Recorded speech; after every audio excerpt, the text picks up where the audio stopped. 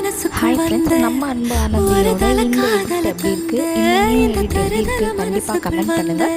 பிடிச்சிருந்தா லைக் பண்ணுங்கள், ஷேர் பண்ணுங்கள், மறக்காமல் சப்ஸ்கிரைப் பண்ணிக்கோங்க. இந்த சாங் வந்து யாருக்கெல்லாம் ரொம்ப பிடிக்கும், இந்த சாங்க்கு மேட்ச் ஆகுது அப்படின்றத கண்டிப்பாக கமெண்ட் பண்ணுங்கள், லைக் பண்ணிக்கோங்க.